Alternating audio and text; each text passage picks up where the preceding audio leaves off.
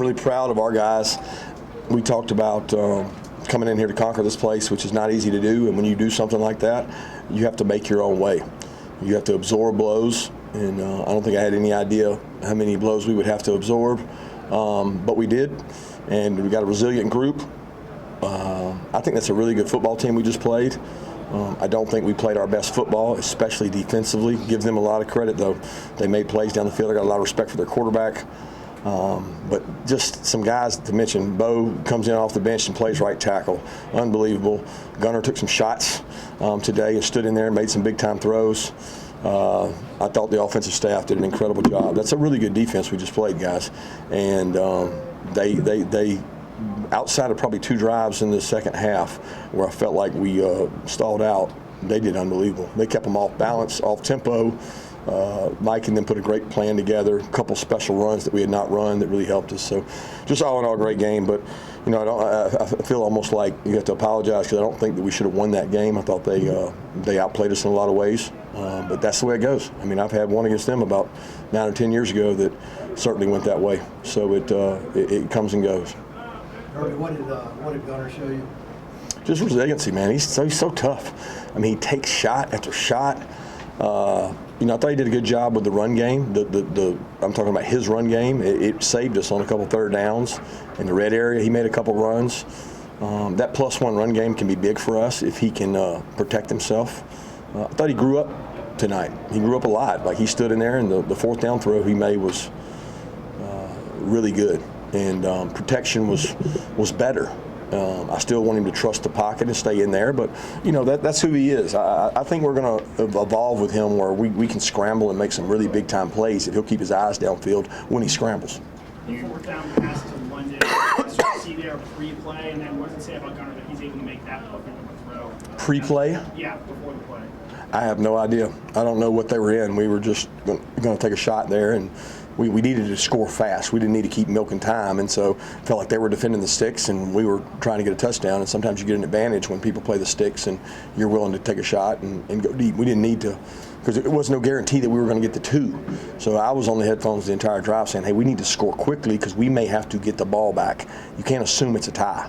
The 2-point conversion was the play of the game because that actually gave us a chance. You talked a lot about how young this team is. What does it tell you about this team today that they went on the road in a hostile environment and won a game that, like you said, maybe you feel like you maybe shouldn't have won? Yeah, they grew up. I mean, look, defense for 2 weeks has heard about how good they are. They got punched in the face. I did think we played the run well early, and then we started having to make some adjustments to sacrifice some on the run to protect some guys. And the pass, we've played them well. We didn't give up big plays. Today we didn't do that. And it's not all on the corners. We didn't have a guy in the middle of the field. There should be a guy in the middle of the field. They can't throw that ball there, the first one. We misjudged the ball. I mean, they're correctable things is a good thing, and we really weren't beat. We just misplayed it, and that's tough to swallow. Kirby, in your experience, if you're going to have a special season, don't you have to win something like this where maybe you don't deserve to win, but you find a way on the road? Yeah, most people you would say. I mean, I would prefer it not be this early in the season, but, I mean, it doesn't get any easier from here. Look, our league, I don't know what's going on in college football today, but this league is tough. I mean, every Saturday, I think games are going to be like that. I told our team I would not be shocked at all if it's a 4th quarter game and it comes down to 1 possession, which it did. Some more of Josh McCray tonight. Just how far has he come since maybe starting a little bit from behind, and what did you see from him? Saw a big man. He was a difference maker. We thought our advantage was our conditioning level. We felt like we were a better conditioned team, and I really thought there after the first drive of the second half, all right, here we go. We're getting ready to rock and roll and try to, but they bowed their neck. They got a, you know, they were a playoff football team, and they stopped the run some and forced us to do different things. But McCray was great today. He was really instrumental. I told him in overtime, I said, guys, let's get this big guy going. And, of course, Nate had the big run, and then he came in and finished it off. He's a great complement to what we have. Can you speak to the accomplishment of winning 5 times in a row in the stadium and 9 times in a row? Well, I lost a lot of times in a row as a player, so I mean, it still sticks with me, and I have a lot of memories, good and bad, of playing here. But 5 in a row is a lot. I mean, dating back to Alabama, it's probably more than that.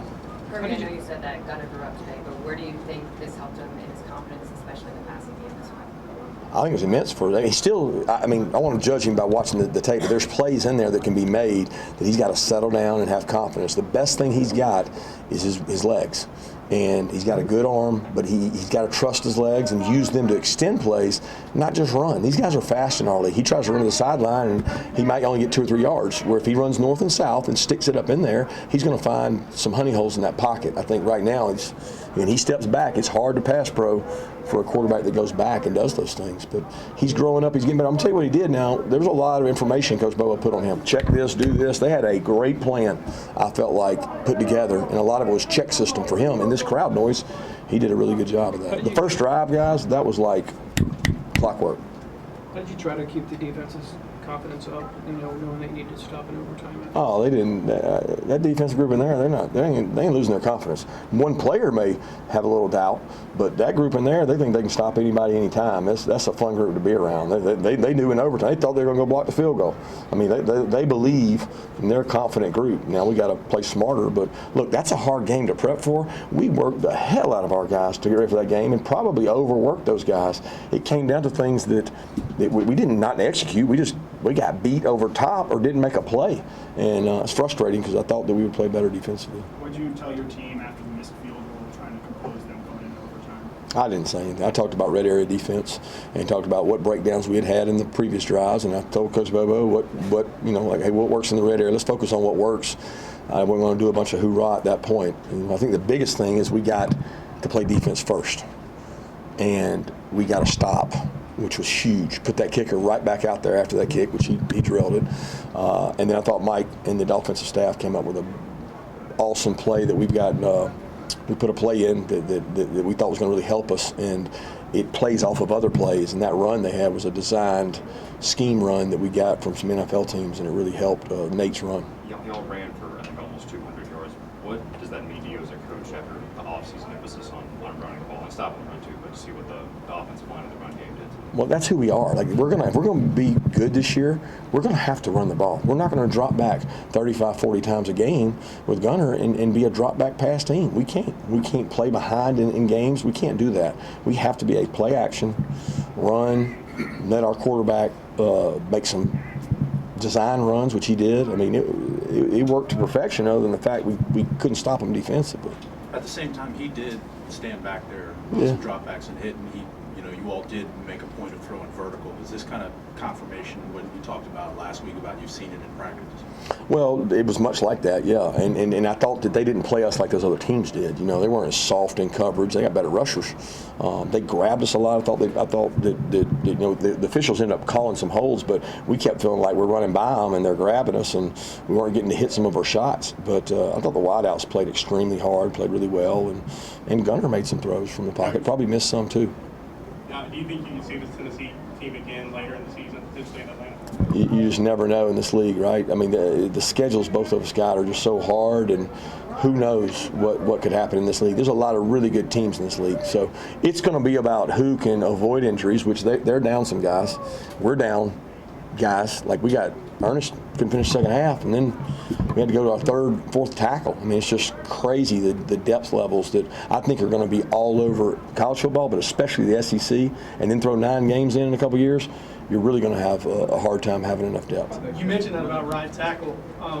Bo came in there kind of, I think, in the fourth quarter and seemed like pass protection maybe got a little bit better. I just wanted to see if you had any thoughts on the way Bo played.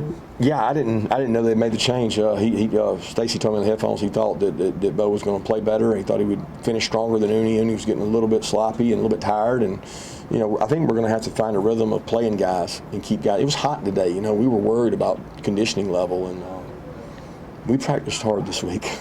And you got to be careful you don't leave it on the practice field, because some of those guys got tired, and I was proud of Bo though. How about the catch from Humphreys in the corner? I don't know if you've asked about that or not. Have you seen that yet? I hadn't seen it. Like he caught it over his shoulder, kind of. I thought the catch he made on the wheel route on the sideline was even harder. Boy, he reached out and got it, but I felt like he faded back into that ball and caught it. I couldn't tell from where I was if it was bobbled or not, but you're talking about a huge play. Wow. Bo was emotional after the game. I mean, he was in tears. Just what does it say about him that he was able to do this for the team? What a great kid.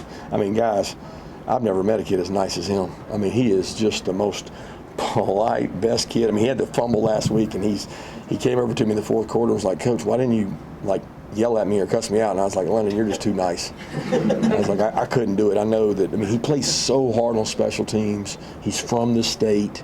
He's playing at Vandy. He's you got to hear him in meetings. He's just so intelligent and so hardworking that it could not have happened to a better guy.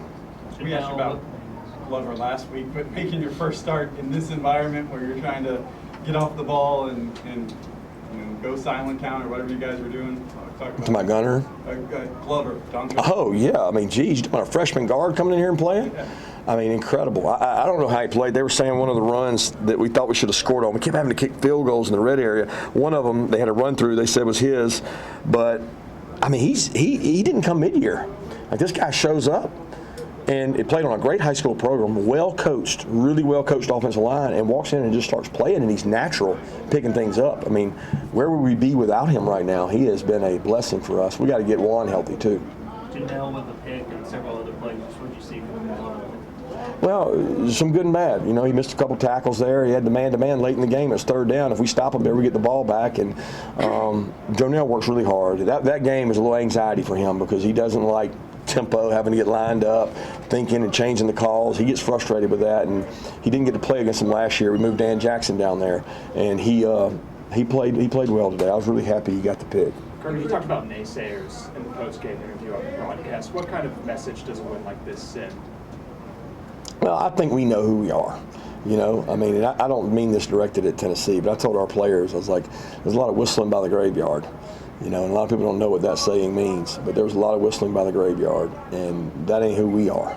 So, and I'm not saying, I don't think Tennessee is. They're physical and they're tough, but there's a lot of outside whistling by the graveyard, a little bit of acting like one thing, but we feel like our team is a certain identity, and we're not going to go down without a fight. We're nowhere near where we need to be. We're a long way from being there, but boy, we got some kids that aren't afraid to fight. When you have a team that's this young, what can a win like this, especially on the road, do for affirmation or belief in the process, whatever, going forward into the schedule that you have? It gives you confidence on the road. But look, guys, we're going to be back at home against a really good team. We're going to be on the road against really good teams. I mean, it can be good and bad. It's how you take that medicine. And I'm going to make sure they take it the right way and that we get better from it. We have to improve, and that's the goal. We want to be on an elevating trajectory, not flat. Time for one more. Anybody? What'd you learn about your team today? I mean, we talked about it, right? I mean, they never say die. I mean, we told them coming in it was going to be blow by blow. How many could we take? Could we sustain? And could we keep throwing back? And we did. But we also cut it, way too close. So we got a chance to put somebody away, which I thought we did. We got to do it. Thank you, Coach. We'll have players coming in here right now. We'll spread them out around the room.